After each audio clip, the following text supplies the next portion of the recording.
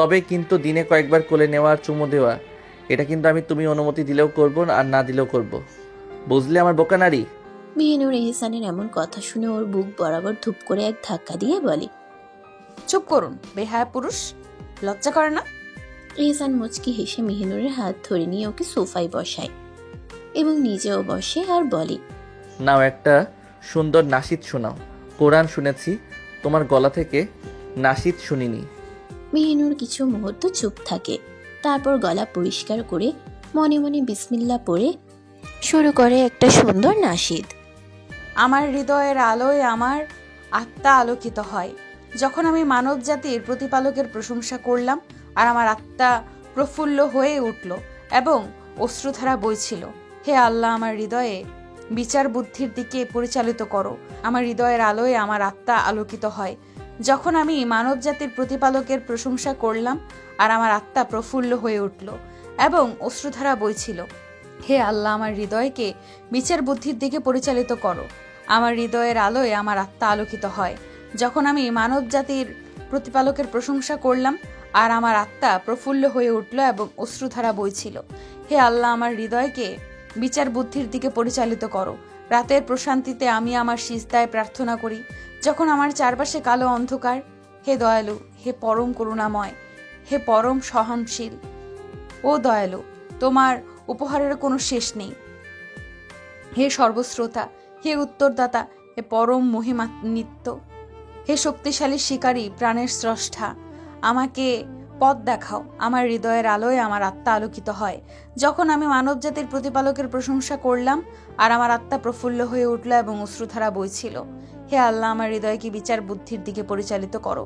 আমার হৃদয়ের আলোয় আমার আত্মা আলোকিত হয়, যখন আমি মানবজাতির প্রতিপালকের প্রশংসা করলাম আর আমার আত্মা প্রফুল্ল হয়ে উঠল এবং অশ্রুধারা বইছিল। হে আল্লাহ, আমার হৃদয়কে বিচার বুদ্ধির দিকে পরিচালিত করো। হে আল্লাহ, পথ নির্দেশনার প্রতি, সত্যের প্রতি, দেবত্বের প্রতি আজ আমি তোমার নির্দেশনার উপর নির্ভর করছি। হে বিশ্ব ব্রহ্মাণ্ডের আল্লাহ, তুমি আমার সহায়, তুমি পরলোকে মানুষের আশ্রয়স্থল। আমি আল্লাহ তোমার কাছে প্রার্থনা করছি, আমাকে ক্ষমা করো এবং আমার ইচ্ছা পূরণ করো। আমার হৃদয়ের আলোয় আমার আত্মা আলোকিত হয়, যখন আমি মানব জাতির প্রতিপালকের প্রশংসা করলাম আর আমার আত্মা প্রফুল্ল হয়ে উঠল এবং অশ্রুধারা বইছিল। হে আল্লাহ, আমার হৃদয়কে বিচার বুদ্ধির দিকে পরিচালিত করো। আমার হৃদয়ের আলোয় আমার আত্মা আলোকিত হয়, যখন আমি মানব জাতির প্রতিপালকের প্রশংসা করলাম আর আমার আত্মা প্রফুল্ল হয়ে উঠল এবং অশ্রুধারা বইছিল। হে আল্লাহ, আমার হৃদয়কে বিচার বুদ্ধির দিকে পরিচালিত করো। বড় তালুকদার বাড়ির বসার কক্ষটা থমথমে, সবাই উপস্থিত, কিন্তু পরিবেশে যেন চাপা বারুদের গন্ধ। সকলেই ক্ষুব্ধ, আর সেই ক্ষোভের কেন্দ্রবিন্দু একমাত্র ব্যক্তি এহসান। গত এক সপ্তাহে একটার পর একটা ঘটনা ঘটিয়ে চলেছে সে। 4টে খুন, যদিও প্রতিটাই কারণ সিদ্ধ।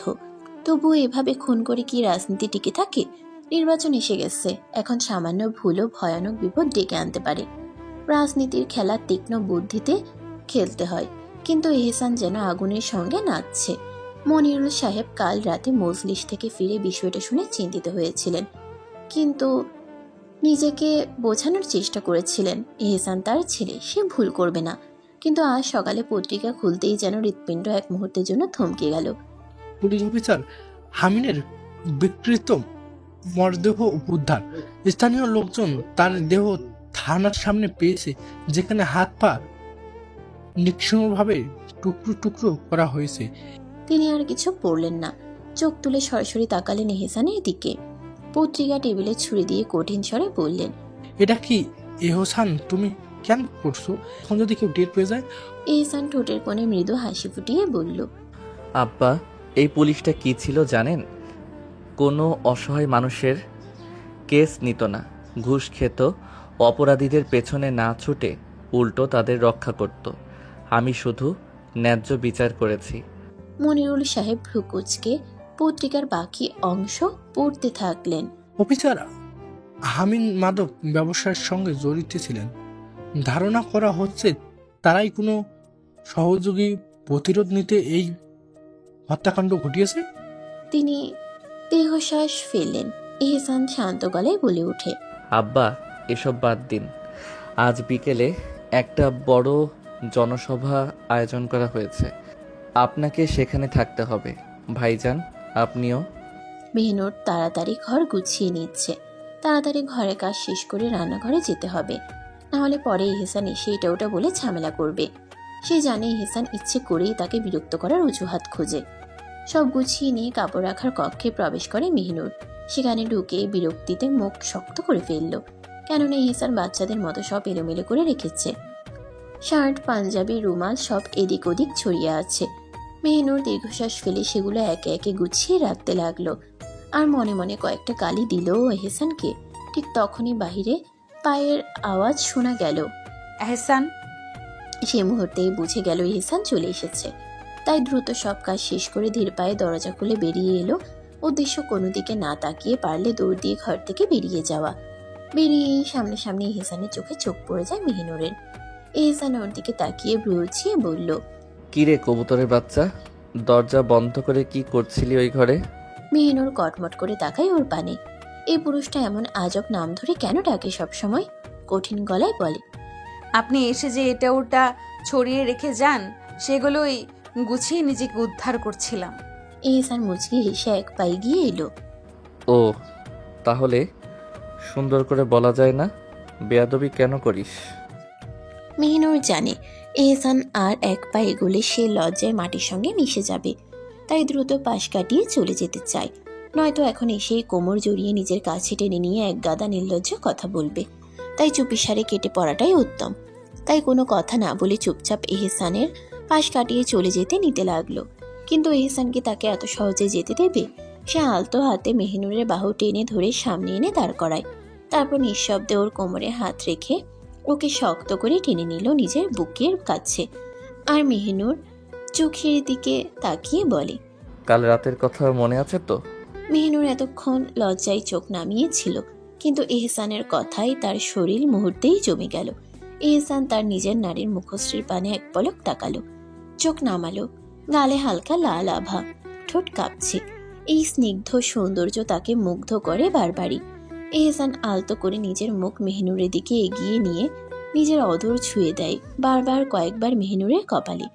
মেহনুর চোখ বুঝে নেয়, লজ্জায় চোখ বুঝে নেয় মেহনুর। কেন জানি না এই পাপিষ্ট পুরুষের স্পর্শে অদ্ভুত এক শান্তি লাগছে। হৃদয়ের গভীরে যেন এক নতুন অনুভূতির জন্ম নিচ্ছে। এহসান ধীরে ধীরে ওর কপাল থেকে ঠোঁট সরিয়ে নেয়, কিন্তু এত সহজে ছাড়ার জন্য সে ওকে ধরে রাখেনি। সে তার মুখ আরো কাছে এনে মেহনুরের চোখে ঠোঁট ছুঁয়ে দিল। মেহনুর মুহূর্তেই কেঁপে ওঠে। এহসানের নারীর খসখসে স্পর্শ তার নরম ত্বকের সঙ্গে মিশে গেল। এহসান মৃদু হাসল, তারপর আপন নারীর লজ্জা মাখা মুখ পানে কিছু মুহূর্ত তাকিয়ে থাকে। অতঃপর অতি যত্নে ওকে শক্ত করে জড়িয়ে নেয় আপন বক্ষস্থলে। মেহনুরও যেন স্বাভাবিকভাবে মাথা রেখে দিল ওর বুকের উপর। এটাতে অভ্যস্ত হয়ে গেছে। আগে এই বুকে মাথা রাখলে শরীর মনে জ্বলে উঠত, অথচ এখন এই পাপিষ্ট বুকের বাঁ পাশে মাথা রাখলে মনে হয় একটা নিরাপদ স্থান পেল। এহসানের বুকের গভীর থেকে ভেসে আসা পিট পিট আওয়াজ শুনতে পেল মেহনুর। এই শব্দ, এটা কি এহসানের হৃদস্পন্দন? কেন এত জোরে চলছে? সে কান পেতে শুনতে পেল তার পাপিষ্ট পুরুষের হৃদয়ের গতি। কিছু মুহূর্ত এক ধ্যানে শুনতে থাকে মেহনুর। এহসান মেহনুরকে চুপ থাকতে দেখে বলে, তাড়াতাড়ি তৈরি হয়ে নাও বেগম, সকালে নিয়ে যাচ্ছি, রাতে গিয়ে নিয়ে আসবো। মেহনুর কোনো উত্তর দিল না, শুধু শক্ত করে এহসানের বুকে মাথা রেখে রইল। এহসান আবারও বলে, আর শোনো, তোমার উপর ভরসা করেই ওদের কাছে দিয়ে আসবো, কোনো তেনামি করো না, নইলে বুঝে নিও আমি কি করব। মেহনুর এহসানের বুকে মাথা রেখে আস্তে মাথা নাড়ল। মনে থাকবে, শুধু নিয়ে যান। এহসান মৃদু হাসল। একটা আবদার রাখবে? মেহনুর চুপ রইল কিছু মুহূর্ত, তারপর বলল, কি? এহসান দীর্ঘশ্বাস ফেলে বলল, আমায় একবার জড়িয়ে ধরবে? মেহনুর স্তব্ধ হয়ে গেল, তারপর মলিন গলায় বলে, ধরতে পারবো, তবে ভালোবাসা নিয়ে নয়, ঘৃণা নিয়ে। এহসান মৃদুস্বরে বলল, আমি জানি আমি তোমার ঘৃণারই যোগ্য, তাই অন্তত ঘৃণা নিয়েই জড়িয়ে ধরো। কিছুক্ষণ নীরব থাকার পর মেহনুর আস্তে করে ওর হাত জড়িয়ে ধরল। এহসান এক মুহূর্তও দেরি করল না, ওকে আরো শক্ত করে নিজের বক্ষস্থলে জড়িয়ে নিল। সময় যেন থমকে গেল, কয়েক মুহূর্ত কেটে গেল, কিন্তু এহসান ছাড়ল না। মেহিনুর হাঁপিয়ে উঠে ফিসফিস করে বলল। দম বন্ধ হয়ে আসছে, ছাড়ুন। এহসান হেসে আস্তে করে ওকে ছেড়ে দিয়ে ওর গালে হাত রেখে বলল। যাও, তাড়াতাড়ি তৈরি হয়ে নাও। মেহিনুর মাথা নাড়িয়ে কাপড় রাখার কক্ষের দিকে পা বাড়ালো। আজ সে অন্যরকম একটা শান্তি অনুভব করছে। এক অজানা অনুভূতি প্রস্তুত হয়ে এহসানের সঙ্গে বেরিয়ে পড়ল। গাড়ির সিটে বসে সে বারবার এহসানের দিকে তাকাচ্ছে। কেন যেন মনে হচ্ছে সে কিছু একটা অনুভব করছে। এই মানুষটা যে তার জীবনে ঝড় তুলে দিয়েছিল, সে কি আজ তার আশ্রয় হয়ে উঠছে? এহসানের শক্ত হাতে স্টিয়ারিং চেপে ধরা, গভীর দৃষ্টি সামনের রাস্তায় স্থির। মেহনুর জানে না কেন তার হৃদয় এত অস্থির হয়ে উঠছে। সে কি এখন সত্যিই তাকে ঘৃণা করে, নাকি এই ঘৃণার মধ্যেই লুকিয়ে জন্ম নিচ্ছে এক নিঃশব্দ ভালোবাসা? এত সুন্দর পুরুষ, এত নিখুঁত তার সৌন্দর্য। মেহনুর কখনোই ভাবেনি এমন একজন তাকে চাইবে। হ্যাঁ, সে নিজেও সুন্দর, তবে এহসান এর চেয়ে উঁচু কাউকে পেতেই পারত। তার ব্যক্তিত্ব, তার সৌন্দর্য, তার ক্ষমতা সবই যেন তাকে অনায়াসে পরাজিত করতে পারত। কিন্তু কেন এহসান তাকেই ভালোবাসলো? আর বড় হওয়ার পর তো কখনোই তার সামনে পড়েনি। হ্যাঁ, তবে মাদ্রাসায় যাওয়ার সময় এহসানের সামনে এসে পড়েছে। তবে তখন তার পুরো শরীর পর্দায় ঢাকা থাকতো, চোখ পর্যন্ত। তাহলে এহসান তাকে দেখলো কিভাবে? মেহনুর এহসানের পানে তাকিয়ে এসব ভাবতে ব্যস্ত ছিল। এহসান বার কয়েক খেয়াল করেছে তার নারী তার পানে এক দৃষ্টিতে তাকিয়ে আছে। সে ঠিকই বুঝতে পেরেছিল তার বেকুব নারী কিছু নিয়ে ভাবছে। এমনভাবে তাকিয়ে থাকলে অন্য কোনো কারণ হতে পারে না। এহসান খুব ভালো করেই জানতো সে কখনোই মেহনুরকে ভুল বুঝবে না। এহসান শুকনো কাশি দিয়ে বলে, যা ভাবছ সেই ভাবনার মূল কেন্দ্রবিন্দু কিন্তু আমি। এহসানের এমন হঠাৎ প্রশ্নে মেহনুর এক প্রকার হন্তদন্ত হয়ে নিজের ভাবনার জগৎ থেকে বেরিয়ে আসে। তার চোখের সামনে ঘুরতে থাকে চারপাশের দৃশ্য। অবশেষে সে বলে, কই না, কি ভাবছি? এহসান মুচকি হেসে বলল, মেয়ে, তুমি কি ভাবো আর ভাবছো সব আন্দাজ করতে পারি, তাই লুকিয়ে লাভ নেই। তাই ভালোই ভালোই বলে দাও কি ভাবছিলে। মেহনুর একটু থতমত খেয়ে বলল, আমি যা ভাবার ভাবছি, আপনাকে কেন বলবো? এহসান তার মুচকি হাসিতে কিছু বলল না, কিন্তু মেহনুর জানতো সে ঠিকই বুঝে গিয়েছে কিছু একটা নিয়ে ভাবছে সে। আর তার সম্পর্কে পরিষ্কারভাবে জানলেই হয়তো কিছু একটা বদলাতে পারে। মেহনুর আবার তাকায় না এহসানের দিকে, চুপচাপ বসে থাকে। হঠাৎই গাড়ি থামানো হলো। তারা হাসপাতালের সামনে পৌঁছেছে। এহসান গাড়ি থেকে নেমে প্রথমে নিজের মুখ ঢেকে নেয়। এরপর মেহনুরের হাত ধরে তাকে নিয়ে যায় হাসপাতালের ভিতরে। হাসপাতালের ভেতর যেখানে মেহনুরের বাবা ছিলেন সেদিকে নিয়ে গেল এহসান। হঠাৎ করেই মেহরুবের চোখ পড়ে মেহনুরের দিকে। তার মুখে এক চিলতে হাসি ফুটে ওঠে। এক মুহূর্তেও দেরি না করে সে দ্রুত এগিয়ে যায় মেহনুরের দিকে। মেহনুর এহসানের দিকে তাকিয়ে বলে, হাতটা ছাড়ুন, একবার জড়িয়ে ধরি ভাইজানকে। এহসান তার হাত ছেড়ে দেয়। মেহনুর গিয়ে ঝাপটে ধরে তার ভাইজানকে। মেহরুব তাকে বুকে আগলে নিয়ে বলে, কেমন আছিস বোন? মেহনুর ওর বুকে মাথা রেখে বলে, ভালো। ভাইজান, তুমি, আব্বা কেমন আছেন? সব ঠিক আছে তো? মেহরুব মেহনুরের মাথায় হাত বুলিয়ে দিয়ে বলে, আলহামদুলিল্লাহ, আলহামদুলিল্লাহ, সব ঠিক আছে, সব আল্লাহ ঠিক রেখেছেন। এই সময়েই তৌফিক তালুকদার তাদের পাশে এসে দাঁড়ালেন। মেহনুর মেহরুবের থেকে নিজের শরীর এলিয়ে দিয়ে ওনাকে সালাম দেয়। আসসালামু আলাইকুম মেসু চাচা, কেমন আছেন? তৌফিক তালুকদার মৃদু হেসে মেহনুরের মাথায় হাত বুলিয়ে বলেন, ভালো রে মা, তুই কেমন আছিস? অতঃপর এহসানের দিকে তাকিয়ে বলেন, জানি ভালো থাকবি না, পরশুর কাছে আসছিস তো ভালো থাকবি কি করে? মেহনুর পরিস্থিতি দেখে তার হাত নিজের হাতে মুড়ে নিয়ে বলল, না না, আমি ভালো আছি। তারপর এক পলক এহসানের পানে তাকিয়ে ফের উনার দিকে তাকিয়ে বলে, উনি খুব যত্নে রাখেন আমায়, তোমরা চিন্তা করো না। তখনই এহসান দৃঢ় গলায় বলে, আমার বাচ্চা আর বাচ্চার মাকে কয়েক ঘন্টার জন্য তোদের কাছে রেখে যাচ্ছি, তাই নিজেদের বোন আর ভাতিজিকে যা দেখার দেখে নে। তারপর মেহনুরের দিকে তাকিয়ে বলে, বেগম, কি প্রতিশ্রুতি দিয়েছ মনে আছে তো? তোমায় ভরসা করে রেখে গেলাম, কোনো চালাকির ধান্দা পাকিও না, এতে তোমারই মঙ্গল। এই বলেই এহসান তার চাদরখানা টেনে ঠিক করে বেরিয়ে যায়। মেহরুব দ্রুত মেহনুরকে জিজ্ঞেস করে, ওকে কিসের প্রতিশ্রুতি দিয়েছিস? মেহনুর আহত গলায় এহসানের যাওয়ার পানে তাকিয়ে বলে, সারা জীবন ওনার মুত্তাকি স্ত্রী হয়ে থাকার। তৌফিক তালুকদার তেতে উঠে বলেন, কি বলছিস? তুই ওই পশুর জীবনসঙ্গী হয়ে জীবন পার করবি? না, এটা কখনোই সম্ভব নয়। তোকে আজই আমরা বাড়ি নিয়ে যাব। মেহনুর কিছু বলে না, কারণ সে জানে যাই বলুক সে তো শুধুই ওই পাপিষ্ট পুরুষের অর্ধাঙ্গিনী। এহসান তালুকদার মৃত্যুর আগ অবধি তাকে নিজ বুকেই আগলে রাখবে। মেহনুর মুচকি হেসে বলে, আব্বাকে দেখবো আমি? তখনই কেবিনের দরজা খুলে বেরিয়ে আসে মেহরাজ, সাথে একজন নার্স। মেহনুরকে দেখে নিজের হাতে রিপোর্টখানা নার্সের হাতে তুলে দিয়ে দৌড়ে এসে মেহনুরকে জড়িয়ে ধরে। মেহনুরের হিজাবের উপরই কপালে ঠোঁট ছুঁয়ে বলে, তুই এসেছিস? কিভাবে এলি? ভালো আছিস তুই? মেহনুর মৃদু গলায় বলে, উনি নিয়ে গেছেন, আমি ভালো আছি। মেহেরাজ কিছু মুহূর্ত চুপ থেকে মেহনুরকে নিজের থেকে আলাদা করে বলে, তুই আমাদের সাথেই যাবি, আর সব ব্যবস্থা আমিই করব। আজ তুই নিজের বাড়ি যাবি। মেহনুর দীর্ঘশ্বাস ফেলে বলে, আচ্ছা যাব, আব্বাকে দেখতে পারবো? হ্যাঁ চল। এই বলে মেহেরাজ মেহনুর মেহেরুব কেবিনে প্রবেশ করেন, যেখানে হাসপাতালের সাদা বিছানায় শুয়ে আছেন তাদের আব্বাজান। মেহনুর দৌড়ে গিয়ে বিছানার পাশে রাখা বসার চেয়ারে বসে নিজের বাবার হাত আঁকড়ে ধরে অজস্র ভার ঠোঁট ছুঁয়ে থাকে। মাঝহারুল সাহেব কিছু বলতে পারছেন না, শুধু নিজের মেয়ের পাগলামি দেখছেন। মেহনুর চোখের পানি ছেড়ে দিয়ে নিজের বাবার পানে মেহনুর ধীরে ধীরে তার চোখের পানি মুছে নিজের আব্বার কপালে ঠোঁট ছুঁয়ে বলে, আব্বা ঠিক আছেন তো? আপনি দেখুন, আপনার আম্মা জান হাজির হয়ে গেছেন আপনার দরবারে। মাঝহারুল সাহেব কিছুই বলেন না, তার চোখে পানি এসে যায়, গলার মধ্যে কথা আটকে যায়। মেহরুব বাবার কপালে চুমু দিয়ে ধীরে ধীরে তার নিকাব খুলে নেয়, তারপর নিজের ঠোঁট ছুঁয়ে বাবার কপালে। মাঝহারুল সাহেব চোখ বুজে নেন, যেন তার মেয়ের স্পর্শে নিজেকে আবার জীবিত মনে করেন। মেহনুর নিজের বাবার থেকে মুখ সরিয়ে দৃঢ় গলায় বলে, আব্বা কোনো চিন্তা করবেন না, আল্লাহ আপনাকে সুস্থতা অতি শীঘ্রই দান করবেন। আপনি জানেন তো, যে ব্যক্তি আল্লাহর উপর ভরসা করে আল্লাহ তাকে যথেষ্ট করে দেয়। এই কথা বলে মেহনুর যেন কিছুটা শান্তি পেল, কিন্তু তৌফিক তালুকদার তখনই হন্তদন্ত হয়ে এসে কেবিনে প্রবেশ করেন।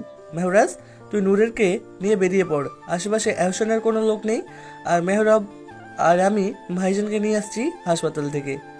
মেহনুর একটু চমকে গিয়ে বলল, না চাচা, এটা সম্ভব নয়, উনি নিয়ে চলে যাবেন আমায়। তখন মেহেরাজ তীব্র কণ্ঠে ধমক দিয়ে বলে, তোর কাছে কে বড়, ও না আমরা? তোকে আজ বাড়ি যেতেই হবে, প্রাণ হোক বা তুই। আমাদের না থাকলে নিজেকে মরা মরা লাগে। মেহেরাজ মেহেরুব এবং মেহিনুর বাড়ি নিয়ে আসে। মেহিনুরের অমত ছিল পরে নিজের পরিবারকে দেখার লোভ সামলাতে পারেনি, তাই চলেই এসেছে।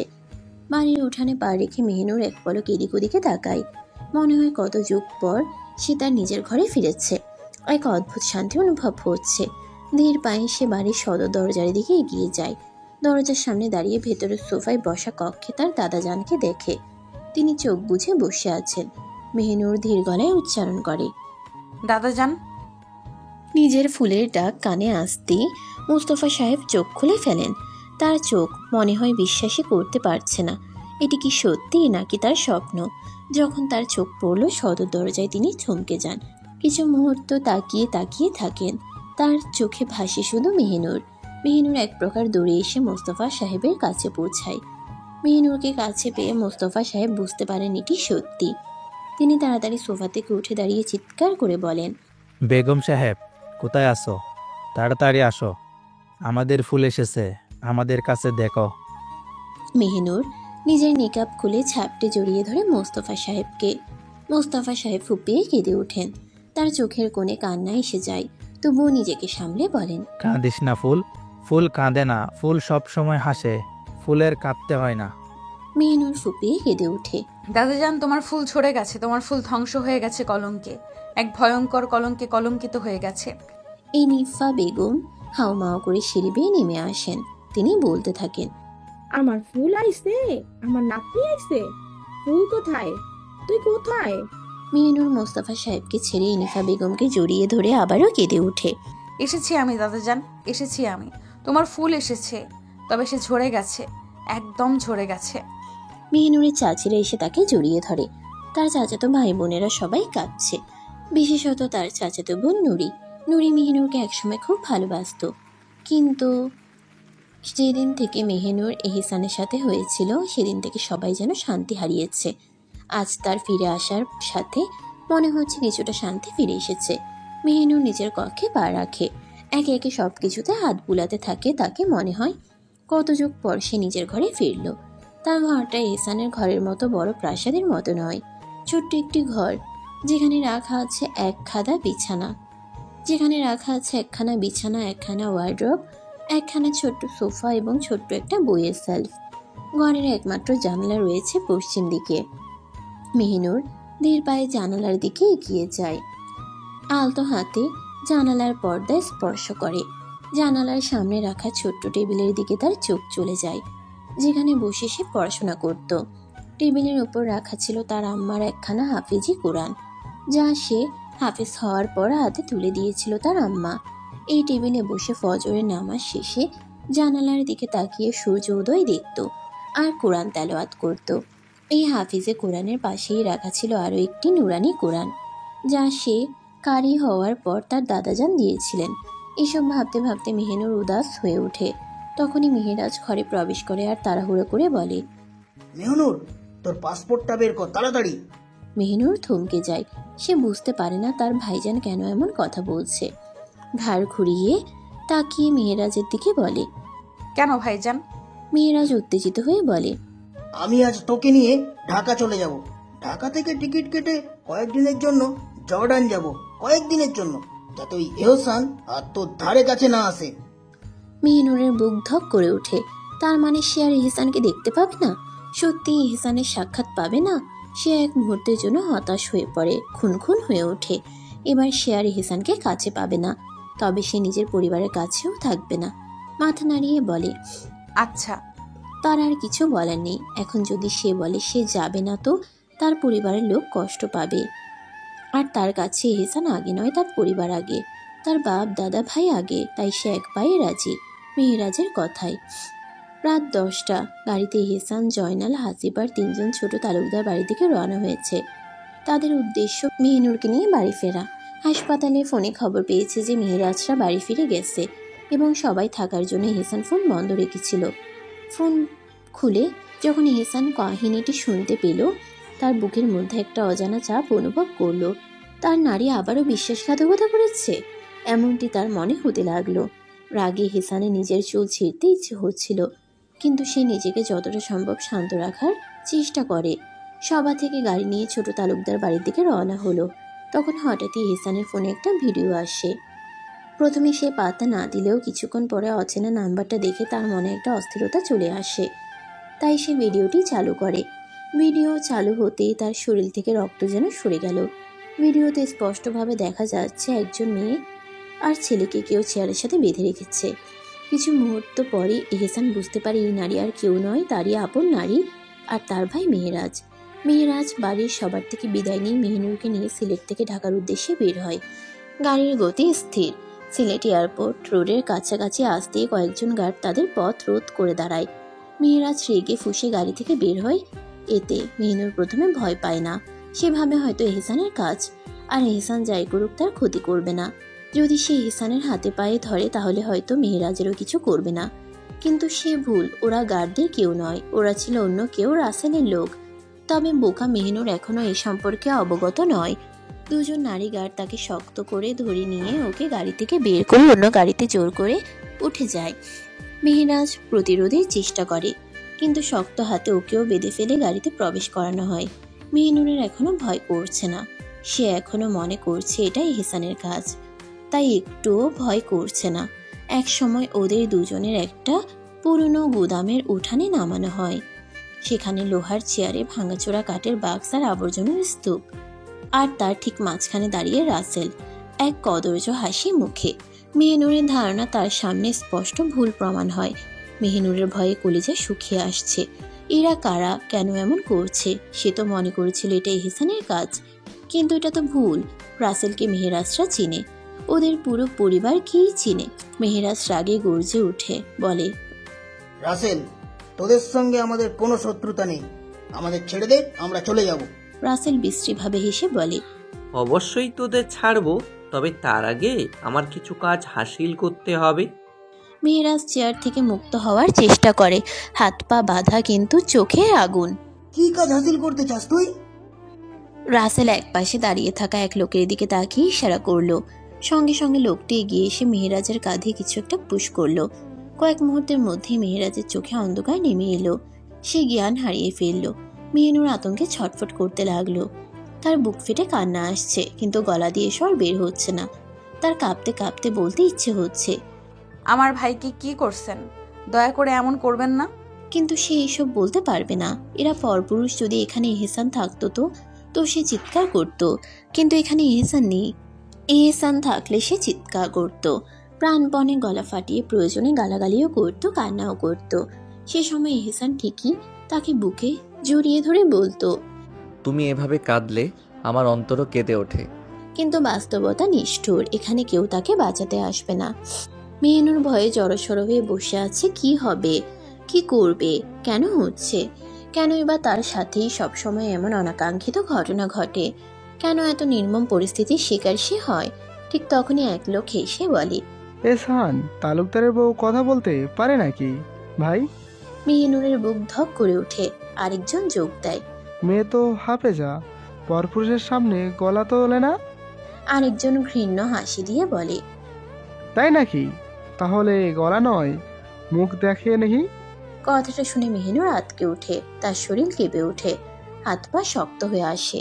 কিন্তু রাসেল ধমক দিয়ে বলে, যেমন আছে তেমনই রাখ। জামাই না এলে শুধু মুখ কেন, সারা শরীরও দেখা যাবে।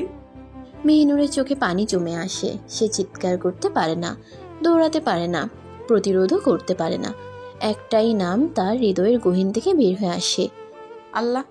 সে কাঁপতে কাঁপতে মনে মনে দোয়া করতে থাকে, রক্ষা করুন মাবুদ, যদি আপনার রহম না হয় তাহলে আমি শেষ। এদিকে এহসান এই ভিডিও দেখে এহসান স্তব্ধ হয়ে যায়। কি হচ্ছে কি? মেহনুর ওখানে কি করছে? রাসেলের কাছে কিভাবে, কি করে? তখনই এহসানের মোবাইলে ফোন আসে। এহসান দীর্ঘশ্বাস ফেলে নিজেকে সামলিয়ে ফোনটা ধরে। ফোন ধরতেই ওপাশ থেকে একজন বিশ্রী হাসি দিয়ে বলে, এহসান তালুকদার, কেমন দিলাম? ভালো লেগেছে নাকি? এহসান দাঁত চেপে বলে, রাসেল, তুই তোর সীমা ভুলে যাচ্ছিস, সাহস বেশি দেখিয়ে ফেলছিস। রাসেল এতে আরো বিশ্রী হেসে বলে, সাহস তো করতে চাইনি, কিন্তু তুই সাহস করতে বাধ্য করেছিস। কিছুদিনের মধ্যে আমার দুই ভাইকে দুনিয়া থেকে সরিয়ে দিয়েছিস।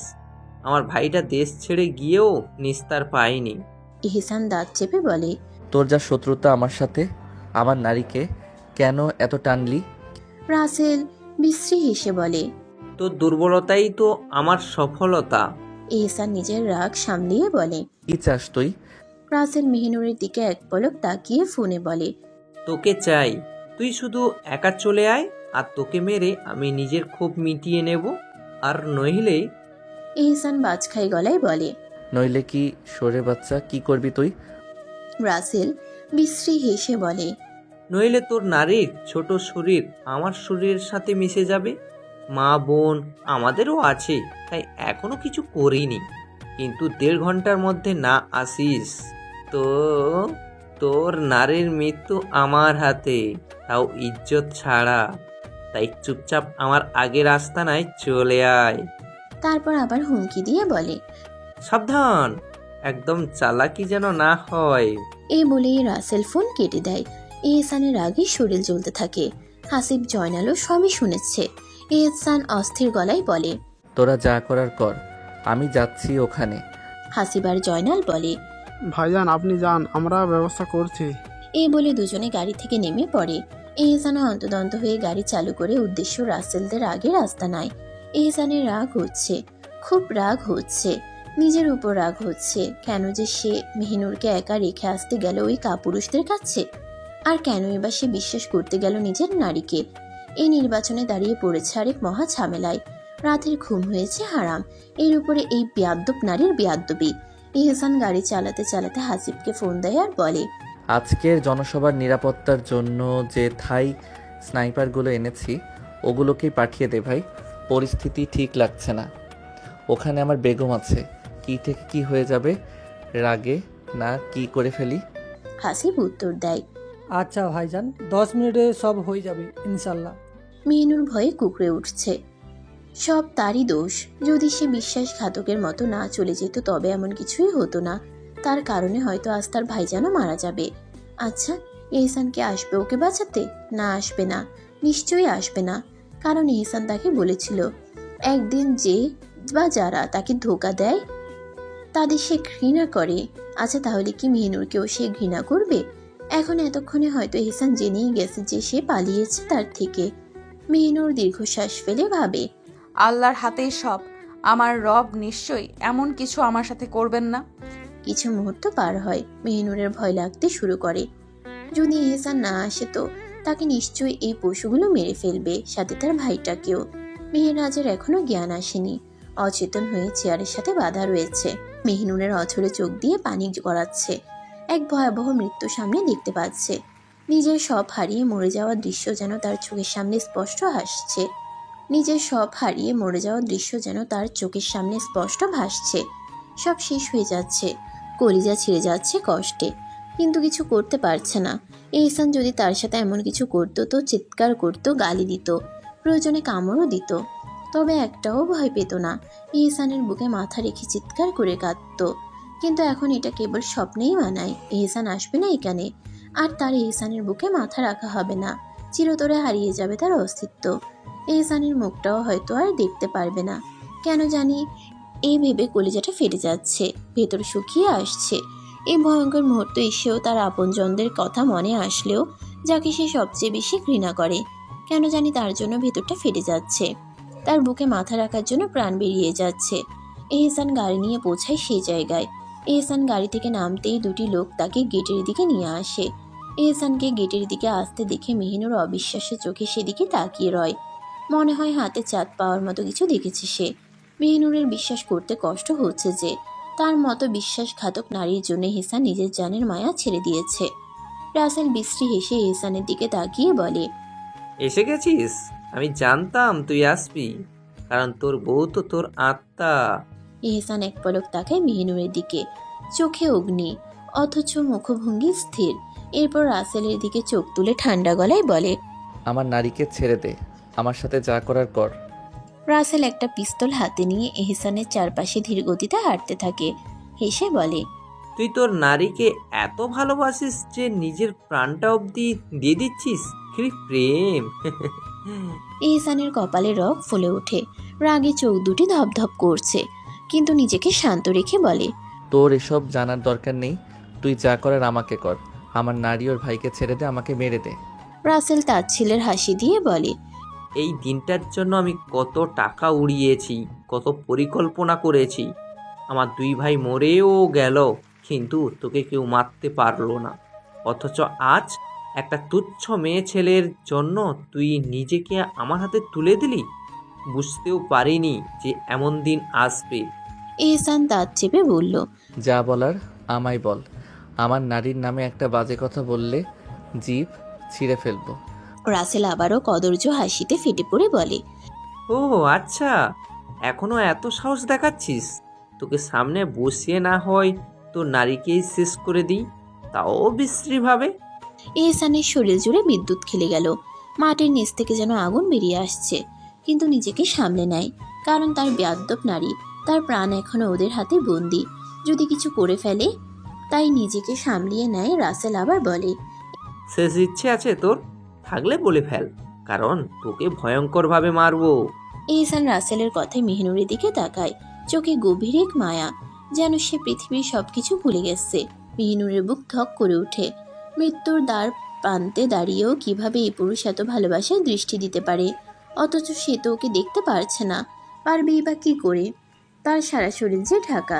এহসান মেহনুরের দিকে তাকিয়েই গভীর গলায় বলে, আমার নারীকে কিছু মুহূর্ত জড়িয়ে ধরতে চাই। মেহনুর আরো অবাক হয়ে যায়। মৃত্যুর আগে এ কেমন শেষ ইচ্ছে। তার মনে হচ্ছে যদি সত্যি আজ এহসান মারা যায়, তবে কি আর কখনো সেই পাপিষ্ট পুরুষের বুকের উপর মাথা রাখা হবে না? আর কেউ কি কোনোদিন তাকে বেগম, ভালোবাসি তোমায় বলে বলবে না? আর কেউ কি জোর করে জড়িয়ে ধরবে না? সে কি সত্যি এহসানকে হারিয়ে ফেলবে? সত্যি কি? না না, আল্লাহ তো আছেন। রাসেল এবার হাসতে হাসতে বলে, সত্যি তোর মতো হিংস্র ও ভেজা বেড়ালের মতো হয়েছে, তাও একটা তুচ্ছ মেয়ের জন্য। এহসান এবার ধমকে উঠে, আমার নারী তুচ্ছ নয়, আমার নারী আমার দুনিয়া। রাসেল একটা নারী গার্ডকে ইশারা করে বলল, ওর নারীর বাঁধন ছেড়ে দাও, শেষবারের মতো জড়িয়ে ধরুক, তারপর তোর গলাও কেটে ফেলবো। মহিলা গার্ড এসে মেহিনুরের বাঁধন খুলে দিল। মেহিনুর ধীরে ধীরে উঠে দাঁড়ানোর চেষ্টা করে, কিন্তু অনেকক্ষণ বসে থাকায় পা অবশ হয়ে গেছে। ফের বসে পড়ে। কয়েক মুহূর্ত পর উঠে এহসানের দিকে এগিয়ে আসে।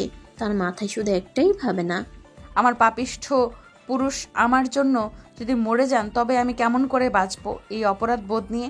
আমি বাঁচতে পারবো? সত্যি কি বাঁচতে পারবো এই পাপিষ্ঠ পুরুষের মৃত্যুর কারণ হয়ে? এহসানের সামনে দাঁড়াতেই এহসান নীরস চোখে ওর পানে তাকায়। মেহিনুর তাকিয়ে থাকে মারাত্মক সৌন্দর্য ঘেরা নিজের পাপিষ্ঠ পুরুষের পানে। এহসান মেহিনুরকে মলিন কণ্ঠে বলে, জড়িয়ে ধরবি একবার, বেয়াদব নারী আমায়। মেহিনুর ছলছল চোখে এক পলক তাকায় এহসানের পানে। অন্য সময় হলে হয়তো সে রেগে যেত, তর্ক করত, কিন্তু এখন বুকটা শুধু কেঁপে উঠছে। কান্না চেপে ফিস ফিস করে বলে, হ্যাঁ ধরবো। সব সময় তো আপনি আঁকড়ে ধরেন আমায়, আজ না হয় আমি আঁকড়ে ধরলাম আপনাকে। এই বলে ঝাঁপিয়ে পড়ে এহসানকে জড়িয়ে ধরে মেহিনুর। এহসানের পিঠের চাদর আর পাঞ্জাবি খামচে ধরে বিড়ালের মতো কাপটি মেরে মাথা রাখে তার বুকের উপরে। মেহিনুর ভাবছে এটাই হয়তো শেষ। এহসান মৃদু হেসে মনে মনে বলে, একটু হলে অনুভব করো তুমি নিজের অস্তিত্ব হারানোর ভয়ের অনুভূতি ঠিক কতটা ভয়ানক। মেহিনুর মাথা তুলে এহসানের মুখশ্রীর পানে তাকিয়ে বলে, ওরা কি সত্যি আপনাকে মেরে ফেলবে? আমি কি আর কোনোদিন আপনার বুকে মাথা রাখতে পারবো না? এহসান মলিন গলায় বলে, না পারবি না, এটাই শেষ। মেহিনুরের কলিজা ধক করে ওঠে। ওদের বলবেন আপনার সঙ্গে আমাকেও যেন মেরে ফেলে। এহসানের বুক কেঁপে ওঠে। এই মেয়ে কি বলছে? সে মেহিনুরকে নিজের দুহাত দিয়ে আগলে নেয়। অতঃপর মেহিনুরের কপালে হিজাবের উপরই নিজের ঠোঁট ছুঁয়ে বলে, তোমার জন্য প্রাণ দিচ্ছি আমি, কারণ তুমি বাঁচবে বলে, বুঝলে আমার বোকা নারী। মেহিনুর ফিসফিস করে বলে, আপনি আমার মতো বিশ্বাসঘাতক নারীর জন্য কেন নিজের প্রাণ দিচ্ছেন? এহসান মৃদু হেসে বলে, সে তুই যাই হস, দিন শেষে তো তুই আমারই এক পবিত্র অস্তিত্ব। তাই নিজের পবিত্র অস্তিত্বকে বাঁচানোর জন্য না হয় নিজের পাপী অস্তিত্বকে উৎসর্গ করলাম। ঠিক তখনই রাসেল বিকট গলায় চেঁচিয়ে ওঠে, এই তোদের ফিসফিসানি বন্ধ কর, আর এই এহসানকে বেঁধে ফেল, মৃত্যুর জন্য তৈরি কর। মেহিনুর এই চিৎকারে ভয়ে এহসানকে জড়িয়ে ধরে, শক্ত করে জড়িয়ে ধরে আর কান্না করতে করতে বলে, আপনাকে নিয়ে যেতে দেব না, যাবেন না, আপনি চলে যান।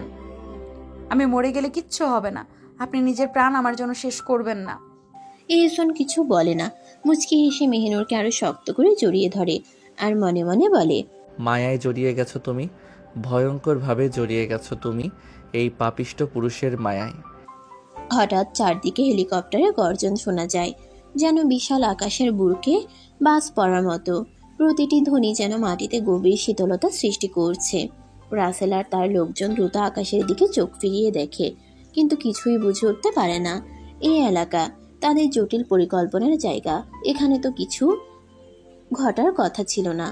কিন্তু তারপরেই এক পলক সময়ের মধ্যেই দুটি হেলিকপ্টার থেকে তীব্র আলোর ঝলক আর সাথে গুলির শব্দে পুরো এলাকা কাঁপতে শুরু করে। সেই গুলি যেন ঠিক নিশানা করে একে একে রাসেলের প্রতিটি লোকের মাথায় আঘাত করে। সঠিক নিশানা, সুনিপুণ দক্ষতায়।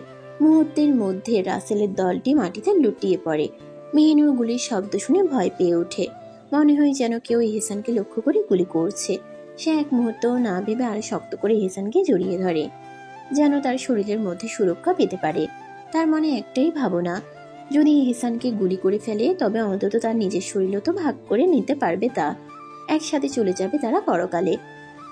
যদি এমন কিছু ঘটে, কিন্তু ঘটল সম্পূর্ণ অন্য কিছু। রাসেল হতভম্ব হয়ে চারপাশে তাকিয়ে থাকে, তার চোখে অবিশ্বাসের ছাপ স্পষ্ট। এই কি ঘটছে? রাতের এই অন্ধকারে এত নিখুঁত নিশানা, এত নিখুঁতভাবে কোনো লোককে উপরের দিকে তুলে ফেলা, এমনটা তার কল্পনায়ও ছিল না। ঠিক তখনই এহসানের লোকজন গাড়ি নিয়ে গুদামের বিশাল উঠোনে ঢুকে পড়ে। তাদের পেছনে বিশাল সাইরেনের শব্দ, দৃঢ় পদক্ষেপ আর ঝকঝকে কালো গাড়ি। সবাই এক সুরে এগিয়ে আসে, মাথা নিচু, চোখে সন্ত্রাসের ঝলক। প্রস্তুত হয়ে এহসান এক দৃষ্টিতে রাসেলকে দেখে, কণ্ঠে কোনো রাগ নেই, বরং চিরন্তন শীতলতা। এখন কি বলবি কুত্তার বাচ্চা? প্রস্তুত হয় এক ভয়ঙ্কর মৃত্যুর জন্য। গুদামের ভেতরে থমথমে নীরবতা। বাতাসে ভেসে আসছে পোড়া বারুদের গন্ধ। মেঝেতে ছড়িয়ে থাকা লাশের মাঝে দাঁড়িয়ে আছে একদল পুরুষ, নিঃশব্দ, তবে তাদের চোখে আগুন জ্বলছে। যারা কিনা এহসানেরই লোক। এহসান দাঁড়িয়ে আছে, রাগে ওর হাত পা এক প্রকার কামড়াচ্ছে, পায়ের তালু অবধি ঝলছে রাগে। রাগে কপালে রক মনে হচ্ছে ছিঁড়ে যাবে, এতটা রাগ হচ্ছে তার। রাসেল একমাত্র জীবিত, তবে সে এখনো বোকার মতো চারপাশে তাকিয়ে আছে। তার চোখে ভয়, শরীর কাঁপছে। তার সব লোক মরে গেছে, একটাও বেঁচে নেই। এহসান চুপচাপ দাঁড়িয়ে রাসেলের দিকে তাকিয়ে আছে, আর ওকে কিভাবে মারবে তা ভাবছে। তারপর এক ইশারায় হাসিব জয়নালকে নির্দেশ দিল রাসেলকে চেয়ারে বেঁধে ফেলতে। রাসেল ছটফট করতে লাগলো, চিৎকার করে কাঁপা কাঁপা গলায় বলে উঠল, এহসান, দয়া করে আমাকে সহজে মেরে ফেল। আমি ভয়ঙ্করভাবে মরতে চাই না, দয়া করে এহসান। মেহিনুর এতক্ষণ ধরে চুপচাপ ছিল। সে বুঝতে পেরেছে কি হচ্ছে, তবুও নিজের অস্তিত্বকে এহসানের বুকে লুকিয়ে রেখেছে, যেন এই ভয়ঙ্কর বাস্তবতার মুখোমুখি হতে চায় না। এহসান এবার ধীরে ধীরে মেহিনুরকে নিজের থেকে সরিয়ে নেয়, দুহাত তুলে আপন নারীর কাঁধে রাখে এবং চোখে আশ্বাসের ঝিলিক এনে বলে, চিন্তা করিস না, হায়াত আছে বলেই বেঁচে আছি, আর যতদিন বেঁচে থাকবো ততদিন তোকে নিয়েই থাকবো। তারপর এক পলক মেহিনুরের চোখে তাকিয়ে নিয়ে সামনে ইশারা করলো জয়নালকে। জয়নাল কিছু একটা বুঝে গাড়ির দিকে গেল। মেহিনুর জানে এখন কি হবে, হয়তো ভয়ঙ্কর ভাবে রাসেলকে মারবে। মেহিনুর এহসানের বাহুই কাপা কাপা হাতে হাত রেখে আর কাপা গলায় ফিসফিসিয়ে বলে, মারবো না আর কাউকে, বাড়ি চলুন। এহসান মৃদু হেসে মেহিনুরের মাথায় হাত রেখে বলে, মারবো না, শুধু ওর প্রাপ্য শাস্তিটা দিব। জয়নাল গাড়ির ভেতর থেকে একখানা তীক্ষ্ণ ছুরি নিয়ে আসে এবং তা এহসানের দিকে এগিয়ে দেয়। এহসান ছুরিটা হাতে নিল। তার ঠোঁটের কোণে উদাস হাসি, চোখে তাচ্ছিল্য। একবার ছুরির দিকে তাকালো, একবার রাসেলের দিকে, অতঃপর মেহিনুরের কপালে গভীরভাবে কয়েকবার নিজের ঠোঁট ছুঁয়ে নেয়। এই সময় সবাই চোখ নিচু করে নেয়। এহসান নিজের নারীকে আরো একবার ঝাপটে জড়িয়ে ধরে নিজের বুকের সাথে। কিছু মুহূর্ত পর এহসান মেহিনুরকে ছেড়ে এগিয়ে যায় রাসেলের দিকে। রাসেল এবার কুঁকড়ে ওঠে, কারণ সে তো জানে তার মৃত্যু আসন্ন। এহসান সামনের দিকে এগিয়ে গিয়ে রাসেলের কাঁধে হাত রেখে ঝুঁকে ফিসফিস করে বলল, একজন আমার নারীকে একজন হারাম পুরুষ ইচ্ছে করে দেখেছিল বলে আমি এহসান তার চোখ কলিজা ছিঁড়ে নিয়েছি। আর তোকে কিভাবে সহজ মৃত্যু, যেখানে তুমি আমার প্রাণ, আমার আত্মা, আমার দুনিয়াকে কলঙ্কিত করতে চেয়েছিস, তোকে সহজে মেরে ফেললে বেচারা ওই হারাম পুরুষটার সাথে অবিচার হবে। এই বলেই হাসিবকে ইশারা করতেই হাসিব রাসেলের চুল মুঠো করে ধরে টান দিল, যাতে তার গলা উন্মুক্ত হয় এহসানের সামনে। রাসেল চিৎকার করে ওঠে। এহসান ছুরিটা ভালো করে একবার দেখে নেয় এপাশ ওপাশ, তারপর দাঁত চেপে এক ঝটকায় ছুরিটা তুলে বসিয়ে দেয় রাসেলের পুরুষাঙ্গে। এতে রাসেলের মুখ দিয়ে প্রচণ্ড আর্তনাদ বেরিয়ে আসে, জিভ বেরিয়ে এলো তীব্র যন্ত্রণায়। মনে হচ্ছে এই প্রাণটা গেল। রাসেলের জিভ বেরিয়ে আসতে দেখে এহসান এবার নিজের বাঁ হাত দিয়ে সেই জিভ চেপে ধরল। তারপর দাঁত চেপে নিজের শরীরে যত শক্তি আছে তা দিয়ে টেনে ছিঁড়ে আনলো সেই জিভখানা, যে জিভ দিয়ে তার নারীকে কলঙ্কিত করার কথা উচ্চারণ করা হয়েছিল। এখন ওর জিভ হাতে নিয়ে চিৎকার করে বলে, এই জিভ দিয়ে তুই আমার নারীর সম্মান নষ্ট করবার কথা বলেছিলি, তাই তোর এই জিভই ছিঁড়ে নিলাম, কুকুরের বাচ্চা। ওর মুখ গড়িয়ে রক্ত পড়ছে। রাসেল কাঁপছে, আর্তনাদ করছে, কিন্তু এহসান নির্লিপ্ত। রাসেলের গলা দিয়ে ফেটে রক্ত গড়াচ্ছে। এখন শুধু মৃত্যুর পালা। চিৎকার অবধি করতে পারছে না, আর না পারছে নড়তে। রাসেল তখনও নিঃশ্বাস নিচ্ছিল, তবে তার প্রাণ এখন উঠবে উঠবে করছে। এহসান এবার হাতের ছুরিটা দিয়ে রাসেলের গলার চামড়ায় বসিয়ে দিল, আর ধীর গতিতে গলার চামড়া কেটে ফেলতে লাগলো। রাসেল ছটফট করছে, গলা দিয়ে অদ্ভুত গোঙানির শব্দ বের হচ্ছে, কিন্তু কিছু বলতে পারছে না। যখন তার গলার চামড়া পুরোপুরি ছিলে খসে পড়ে, তখন এহসান হাতের আঙ্গুল ঢুকিয়ে দিল তার গলার গভীরে। কিছুক্ষণ খোঁজার পর হঠাৎ দাঁত চেপে কণ্ঠনালীটা এক টানে ছিঁড়ে বের করে আনলো। এতক্ষণে রাসেল মারা গেছে, তার প্রাণ বিদায় নিচ্ছে। সবাই এই দৃশ্য দেখে চোখ বন্ধ করে ফেলল। মেহিনুর পেছনে হেলে পড়ল, বুক ধকধক করছে। এতটা ভয়ঙ্কর কিছু সে জীবনে দেখেনি। তার পেটের ভেতর মোচড় দিয়ে উঠল, সে বমি করে দেবে এমন অবস্থা। এতক্ষণ এই বিবৎসতা পাথরের ন্যায় দেখছিল দাঁড়িয়ে। এহসান রাসেলের ছিঁড়ে আনা গলার রগ আর কণ্ঠনালী হাতে তুলে নিয়ে বিকট হাসি দিয়ে বলে, এই গলা দিয়ে তুই আমার নারীকে বাজে কথা বলেছিলি, তাই এই গলায় আমি রাখলাম না তোর। কিন্তু এতেও এহসানের রাগ কমেনি, তাই দাঁত চেপে বলে, হাসিব, কুড়াল দে। হাসিব সাথে সাথে দৌড়ে গিয়ে গাড়ি থেকে কুড়াল নিয়ে এলো। এহসান রাসেলের রক্তাক্ত দেহের দিকে তাকিয়ে থাকলো কিছুক্ষণ, তারপর হঠাৎ ক্ষিপ্ত পশুর মতো কুড়াল চালাতে শুরু করলো। 1, 2, 3 প্রতিটি কোপে রাসেলের দেহ টুকরো টুকরো হয়ে যাচ্ছে। ওর মগজ ছিটকে পড়লো মাটিতে, কলিজা পড়ে রইল আলাদা এক পাশে, শরীরের রগ ছিঁড়ে ফিরে গেছে।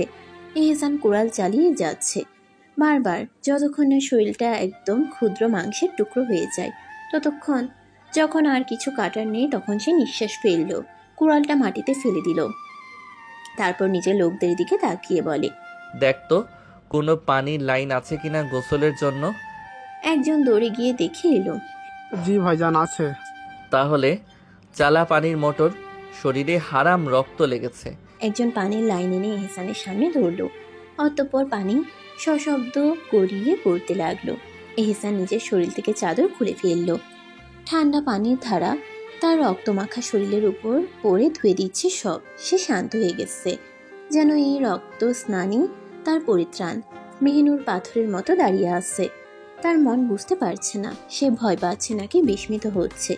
সে এতক্ষণ ধরে দেখছে কিভাবে এই পুরুষ শুধু তার সম্মানের জন্য কতটি জীবনকে ধুলোর সঙ্গে মিশিয়ে দিল। এতটা ভালোবাসা কিভাবে সম্ভব? এতটা ভয়ঙ্কর হয়ে ওঠার কারণ কি?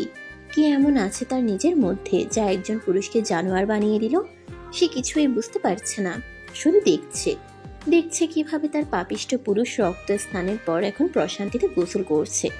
মেহনুর শুধু দেখছে, শুধু মন ভরে দেখছে এহসান কিভাবে শান্তি সহিত গোসল দিচ্ছে।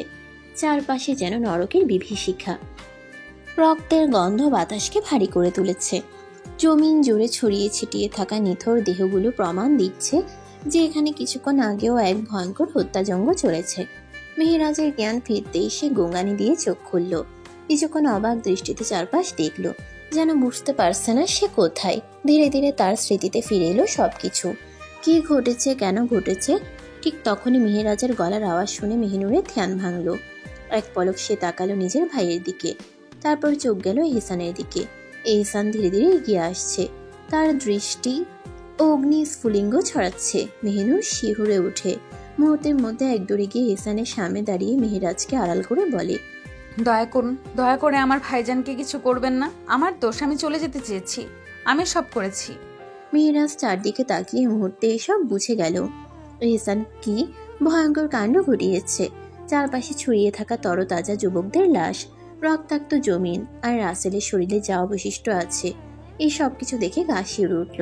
রাসেলের শরীর লাশ বললেও ভুল হবে, কারণ সেটাকে যেন দক্ষ রাঁধুনির মতো টুকরো টুকরো করে ফেলা হয়েছে।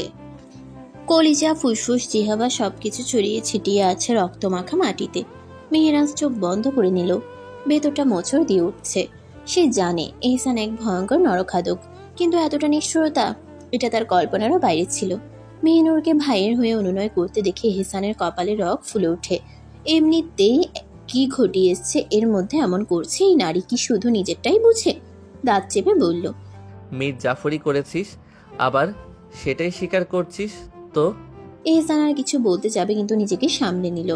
এতগুলো মানুষের সামনে মেহিনুরের উপর রাগ প্রকাশ করা মানে তার নারীকে অপমান করা, আর সে মরে গেলেও তার নারীর অপমান সহ্য করবে না। চোখ বন্ধ করে নিজেকে সামলে নেয়, তারপর হাত বাড়িয়ে এক ঝটকায় মেহিনুরের বাহু ধরে নিজের বুকের সঙ্গে চেপে ধরে। মেহিনুর কেঁপে ওঠে কিন্তু কিছু বলে না। ভয়ে এহসানের এক হাতে বুকের, অন্য হাতে পিঠের ভেজা পাঞ্জাবি আঁকড়ে ধরে, যেন এটাই তার বাঁচার একমাত্র অবলম্বন। এহসান মেহেরাজের দিকে তীক্ষ্ণ দৃষ্টিতে তাকিয়ে গর্জে উঠে বলে, আজ তুই বেঁচে গেলি কারণ তুই আমার নারীর আপনজন, নইলে তোর কলিজাও আমি হাতিয়ে নিতাম। তারপর মেহিনুরকে আরো শক্ত করে বুকের সাথে চেপে ধরে মেহেরাজকে বলে, মনে রাখিস এই নারী শুধুই আমার, মৃত্যুর আগ পর্যন্ত সে আমারই থাকবে। এই নারী শুধু আমার, একান্তই আমার। একটু থেমে আবার বলল, আর আল্লাহ ছাড়া যে তাকে আমার কাছ থেকে ছিনিয়ে নিতে আসবে তার কলিজাও আমি ছিনিয়ে নিব ইনশাল্লাহ। তারপর হাসিবের দিকে তাকিয়ে বলল, এই কাপুরুষটাকে নিরাপদে ওর বাড়িতে পৌঁছে দিস। আর জয়নালের দিকে ফিরে বলল, ভাই জয়নাল, এখানে যা যা হয়েছে সব পিনপিনে পরিষ্কার করে ফেল। দুজনেই সম্মতি জানালো। আচ্ছা ভাইজান। এহসান তৃপ্ত দৃষ্টিতে তাদের দিকে তাকিয়ে একবার মাথা ঝাঁকায়, তারপর মেহিনুরের দিকে ফিরে তাকালো। কোনো কথা না বলে ওর কোমর আঁকড়ে ধরে ওকে কোলে তুলে নিল। মেহিনুর আতঙ্কে ফিসফিস করে বলল, কি করবেন? কিন্তু এহসান উত্তর দিল না কোনো। চুপচাপ ওকে নিয়ে হাঁটতে লাগলো। মেহিনুর এহসানের বুকে থেকেও বারবারই তার ভাইজানের পানে তাকাচ্ছে। খুব ইচ্ছে হচ্ছে ভাইজানকে একটাবার দেখার, কিন্তু আফসোস এহসান সেই সুযোগটা তাকে দেয়ই না। এহসান ওকে গাড়ির সামনে বসিয়ে দেয়, তারপর নিজেও নিজ আসনে গিয়ে বসে পড়ে। গাড়ি স্টার্ট দিতে দিতে দাঁত চেপে বলে, বিশ্বাস ভাঙার শাস্তি কতটা ভয়ঙ্কর হতে পারে সেটা এখন থেকে প্রতি মুহূর্তে বুঝবি। মেহিনুর আতঙ্কে নিঃশব্দ হয়ে গেল। সে জানে না এই পুরুষ তার সাথে কি করবে। কিছু না বলে চুপচাপ বসে আল্লাহর কাছে শুকরিয়া আদায় করতে লাগলো। এত ভয়ঙ্কর পরিস্থিতি থেকে বেঁচে গেছে, এটাই বড় কথা। আর সবচেয়ে বড় কথা, এহসানকে আরো একবার দেখতে পেয়েছে। ভয়ে ভয়ে সে এহসানের দিকে তাকায়। তার শীতল রাগান্বিত মুখ যেন আগুনের মতো জ্বলছে। আকাশি রঙের পাঞ্জাবি ভিজে গিয়ে শরীরের সাথে লেগে আছে, যার ফলে তার শক্তপোক্ত শরীরটা স্পষ্ট হয়ে উঠেছে। মেহিনুর মুগ্ধ দৃষ্টিতে তাকিয়ে থাকে নিজের পাপিষ্ট পুরুষের পানে। মনে হচ্ছে যেন কত বছর পর সে এহসানকে দেখছে। ঠিক তখনই এহসান গম্ভীর কণ্ঠে বলে, হিজাব আর নিকাব খোল। মেহিনুর হতভম্ব হয়ে গেল। সে ভেবেছিল হয়তো এহসান বুঝতে পারেনি যে সে ওর দিকে তাকিয়েছিল, আর এটা করতেই বা কেন বলছে। তখনই এহসান আবার বলল, আমায় মন ভরে দেখে নিলি, এখন আমাকেও তোর মুখটা দেখার সুযোগ দে। মেহিনুর হতাশ হয়ে নিজের নিকাব খুলতে লাগলো। এই পুরুষ সবকিছু এত নিখুঁতভাবে বুঝতে পারে কেমন করে? নিকাব খুলেই বলল, নিন দেখুন, আমায় দেখার চক্করে আবার গাড়ি উল্টে দিয়েন না। এহসান মুচকি হেসে তাকালো মেহিনুরের পানে। কি উক্ত শোনালে তার নারী তাকে হাসারই কথা। এহসান লক্ষ্য করে মেহিনুরের চোখ মুখ এখনো লাল, কান্নার ছাপ স্পষ্ট। এই অবস্থায় তার নারীকে ভীষণ ভীষণ আবেদনময় লাগছে, স্নিগ্ধ ফুল লাগছে। একটাবার মনে পড়ে এই ভয়ঙ্কর মুখশ্রী কানা ছুঁয়ে দিতে মন চাচ্ছে। এহসান মেহিনুরের এই রূপ দেখে মৃদু হেসে বলল, এত ভালোবাসিস আমাকে যে আমার জন্য কাঁদতে কাঁদতে সাদা থেকে লাল হয়ে গেছিস। মেহিনুর সাথে সাথে মুখে হাত দিল। এটা দেখতে কি হয়েছে তার মুখে। কিছু মুহূর্ত পর এহসানের কথার অর্থ বুঝে নিজের কাছেই নিজে লজ্জা পেয়ে যায়, কিন্তু তা তো স্বীকার করা যায় না। তাই বলে, আমি কখন বললাম আপনার জন্য কেঁদেছি? আমি আমার নিজের জন্য কেঁদেছি। এহসান দীর্ঘশ্বাস ফেলে বলল, অবশ্য সেটাও ঠিক। তুই তো আবার মীর জাফরদের সাথে বড় হয়েছিস, যারা কিনা শুধু নিজেরটা বুঝে। এহসানের এমন খুঁচা মারা কথা শুনে মেহিনুর থমকে যায়, মুখখানা চুপসে যায় মুহূর্তেই। এহসান এটা লক্ষ্য করে, তবে কিছু বলে না। কি বলবে? তার নিজের মনটাও বিষাদে ছিঁড়ে গেছে যে। এহসান মেহিনুরকে নিয়ে বাড়ি ফেরে না, অন্য কোথাও নিয়ে আসে। মেহিনুর স্পষ্ট দেখতে পায় তাদের গাড়িটি ধীরে ধীরে বিশাল এক প্রাচীর ঘেরা এলাকায় প্রবেশ করে। চারপাশে ঘন অরণ্য, সবুজ গাছপালা, অদ্ভুত এক রহস্যময় পরিবেশ। প্রাচীরের ওপাশে আরো একটি পুরনো প্রাচীর, যা দেখে মনে হয় অনেক শতাব্দী পুরনো কোনো দুর্গ বা রাজপ্রাসাদের অংশ। মেহিনুর অবাক হয়ে এহসানের দিকে তাকায়। তার কপালে চিন্তার রেখা ফুটে ওঠে। এ কোথায় এনেছেন আপনি আমায়? প্রশ্নটা করতেই এহসান কোনো জবাব না দিয়ে সোজা গাড়ির ব্রেক কষে দাঁড় করায়। তারপর দরজা খুলে নেমে এসে দরজার পাশে দাঁড়িয়ে বলে, তোর জেলখানা। এই কথা শুনে মেহিনুর বিস্ময়ে হতবাক হয়ে যায়। এহসান কি মজা করছে, নাকি সত্যি তাকে বন্দি করতে এনেছে? তার মাথায় হাজারো প্রশ্ন ঘুরপাক খেতে থাকে, কিন্তু উত্তর দেওয়ার মতো কেউ নেই। এহসান কোনো কথা না বলে মেহিনুরকে কোলে তুলে নেয়। মেহিনুর এবার তেমন প্রতিক্রিয়া দেখায় না, কারণ সে নিজেই এতটা বিভ্রান্ত যে কিছু বোঝার মতো অবস্থায় নেই। প্রাচীরের বিশাল গেট পেরিয়ে তারা সামনের দিকে এগিয়ে যায়। মেহিনুরের চোখ পড়ে সামনে এক পুরনো কিন্তু পরিপাটি করে রাখা ছোট্ট বাড়ির দিকে। বাড়ির চারপাশে সুন্দর ফুলের বাগান, বাগানে ছোট্ট এক পুকুর, আর বাতাসে ভাসছে জোনাকির আলো। পুরো জায়গাটা যেন কোনো এক পুরনো রাজার গুপ্ত সাম্রাজ্যের অংশ। অসম্ভব সুন্দর লাগছে এই পুরো জায়গাটা। এহসান কিছু সময় দাঁড়িয়ে মেহিনুরকে চারপাশটা ভালোভাবে দেখতে দেয়, যেন সে বুঝতে পারে এই জায়গাটা তার জন্যই নির্ধারিত। এরপর সে ধীরে ধীরে ঘরের দরজার দিকে পা বাড়ায়। ঘরে প্রবেশ করে এহসান মেহিনুরকে নামিয়ে দেয়। মেহিনুর বিস্মিত হয়ে চারপাশে তাকিয়ে দেখে ঘরটা আসলেই খুব ছোট, তবে সাজানো গোছানো। ছোট্ট একখানা জানালা দিয়ে চাঁদের আলো পড়ছে বিছানার উপর। ছোট্ট ব্যালকনির পর্দা হালকা বাতাসে দুলছে। দেয়ালে ঝোলানো পুরনো ডিজাইনের একটি ঘড়ি টিকটিক শব্দ করছে। ঘরের প্রতিটি কোণেই যেন এক অদ্ভুত রহস্য লুকিয়ে আছে। ঘরের মাঝখানে মেহগনি খাটের তৈরি রাজকীয় বিছানা, গাঢ় নীল মখমলের চাদরে ঢাকা। পাশে একপাশে রাখা আছে কয়েকটি তাক, যেখানে কিছু বই এলোমেলোভাবে রাখা। দেয়ালে ঝুলছে ধাতব ফ্রেমের মধ্যে বাঁধানো এক শিল্পকর্ম, যেন কোনো এক পুরনো স্মৃতির চিহ্ন বহন করে। কোণার দিকে দাঁড়িয়ে থাকা কাঠের ওয়ার্ড্রপ থেকে এক ঝলক চকচকে রেশমি কাপড়ের আভাস পাওয়া যায়। মেঝেতে পারস্যের নকশাদার কার্পেট বিছানো, যার উপর এহসান নির্ভর হয়ে হেঁটে বেড়ায়, যেন এই মাটির প্রতি তার কোনো টান নেই। মেহিনুর এসব দেখতে দেখতে বলে, এ কোথায় এনেছেন আপনি আমায়? এহসান শান্ত গলায় বলে, আমি তোমায় আমাদের গুপ্ত রাজ্যে নিয়ে এসেছি, যেখানে কেবল তুমি আর আমি থাকবো। এখানে নেই বাইরের কোনো কোলাহল, নেই কোনো তৃতীয় ব্যক্তির অস্তিত্ব। মেহিনুর থমকে যায়। তার মনে হাজারটা প্রশ্ন উকি দেয়, কিন্তু কোনোটা উচ্চারণ করার আগে এহসান বিছানার উপর থেকে একখানা রেশমি শাড়ি নিয়ে তার সামনে ধরে। এটা পরে নাও। সে ঘরের একপাশে থাকা দরজার দিকে ইশারা করে বলে, এটা বাথরুম, ভেতরে যাও, কাপড় বদলে এসো। মেহিনুর আর কিছু না বলে শাড়িটা হাতে নেয় এবং দরজার ওপারে চলে যায়। বাথরুমটা অদ্ভুত সুন্দর, দুভাগে বিভক্ত। একদিকে গোসল ও অজুর ব্যবস্থা, অন্যদিকে টয়লেট। দেয়ালে লাগানো ছোট্ট আয়নায় নিজের ক্লান্ত মুখ দেখে মেহিনুর মনে মনে ভাবে, এহসান কেন এমন করছেন? কেন উনি আমাকে এখানে নিয়ে এলো? মেহিনুর মনে করেছিল এহসান হয়তো রাতটা পার করার জন্য এখানে এসেছে, তাই নিজ মনে ধীরে ধীরে শাড়িটা শরীরে জড়িয়ে নিতে থাকে। শাড়ি ঠিকভাবে পরে ধীর পায়ে বাথরুম থেকে বেরিয়ে আসে সে। এহসান নিজের ভেজা কাপড় পাল্টে একখানা লুঙ্গি আর সাদা টি শার্ট পরে বিছানায় পা ঝুলিয়ে বসে আছে।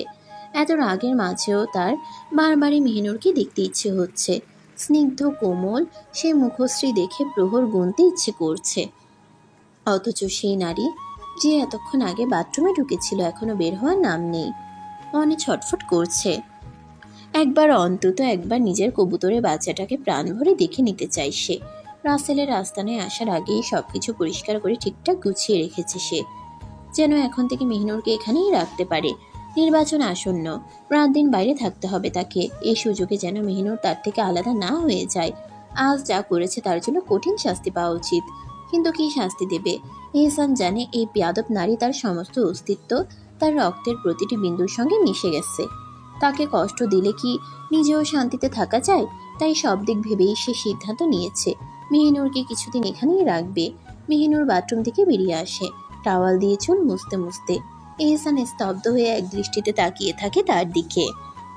কালো শাড়িতে মেহিনুরের ফর্সা শরীর যেন চাঁদের আলোয় চকচক করছে, কিন্তু এহসানের চোখ বারবার সেখানে আটকে যায় না। আটকে যায় তার মুখশ্রীর উপর। ভেজা চুল, পানি ছুঁয়ে যাওয়া ঠোঁট, চোখের কোল বেয়ে নামা জলবিন্দু, সব মিলিয়ে এহসানের মাথা ঘুরে যায়। জমে থাকা রাগ মুহূর্তেই হাওয়ায় মিলিয়ে যায়। মেহিনুর তার দৃষ্টি অনুভব করে, বুঝতে পারে পুরুষটি মুগ্ধ হয়ে তাকিয়ে আছে। ফিসফিসিয়ে বলে, এই পুরুষের কি বিরক্তি আসে না এক দৃষ্টিতে তাকিয়ে থাকতে? এহসান ধীরে ধীরে বিছানা থেকে উঠে আসে তার দিকে, মৃদু হেসে বলে, তুমি বিরক্তির কথা বলো? তোমার দিকে তাকিয়ে যদি গোটা জীবন পার করে দিতাম, তবু হয়তো আমি এহসান তোমার মন ভরে দেখার তৃষ্ণা মেটাতে পারতাম না। মেহিনুর কিছুক্ষণ চুপ থেকে বলে, আমার মধ্যে আপনি এমন কি খুঁজে পেলেন? এহসান আরো এক কদম এগিয়ে এসে মেহিনুরের দিকে ঝুঁকে পড়ে, গভীর কণ্ঠে ফিসফিসিয়ে বলে, তোর মধ্যে আমি আমার অস্তিত্বের খোঁজ পেয়েছি, তাই তো তোকে নিজের অজান্তেই আপন আত্মার আগলে জড়িয়ে নিয়েছি। মেহিনুর স্তব্ধ হয়ে যায়। কিছু একটা বলবে বলে মুখ খুলতেই এহসান এক ঝটকায় তাকে নিজের বুকের সাথে চেপে ধরে। তারপর কোনো অনুমতি ছাড়াই গভীরভাবে ডুবিয়ে দেয় তার ঠোঁট মেহিনুরের নরম ঠোঁটে। মেহিনুর এত কিছুর মধ্যে নিজের পাপিষ্ঠ পুরুষের শরীরের ঘ্রাণ ঠিকই নিচ্ছে মন ভরে। অনুভব করছে মেহিনুর হতভম্ব, কিছু বলতে পারছে না। এহসান পাগলের মতো আঁকড়ে ধরে আছে তাকে। দানির খসখসে স্পর্শ তার নরম ত্বকে সূচের মতো বিচ্ছে। মেহিনুর এহসানের বুক আর কাঁধে ধাক্কা দেয়, নিজেকে ছাড়িয়ে নিতে চায়, কিন্তু এহসান আরো শক্ত করে জড়িয়ে ধরে, আরো গভীর করে ডুবিয়ে দেয় নিজের ঠোঁট নিজের আপন নারীর ঠোঁটে। ধীরে ধীরে মেহিনুর বুঝে যায় এহসান তাকে ছাড়বে না, তাই চুপচাপ দাঁড়িয়ে থাকে। এহসান নিজেকে কিছুটা সংযত করে, ধীর গতিতে মেহিনুরকে ছেড়ে দেয়। অন্য দিন হলে মেহিনুর চিৎকার করত, কেঁদে ফেলত, কিন্তু আজ কিছুই বলে না। উল্টো এহসানের চোখে চোখ রেখে তাকিয়ে থাকে। কিভাবে এত সুন্দর, এত নিষ্পাপ হতে পারে এই পুরুষের চোখ? অথচ এই চোখের অধিকারী মানুষটা কত ভয়ঙ্কর আর নিকৃষ্ট। মেহিনুরের চোখের সামনে রাসেলের বীভৎস মৃত্যু ভেসে ওঠে। সহসা ভয় ঘিরে ধরে তাকে, চোখ খিচে বন্ধ করে নেয় সে। এহসান চমকে যায়, হালকা ঝাঁকিয়ে বলে,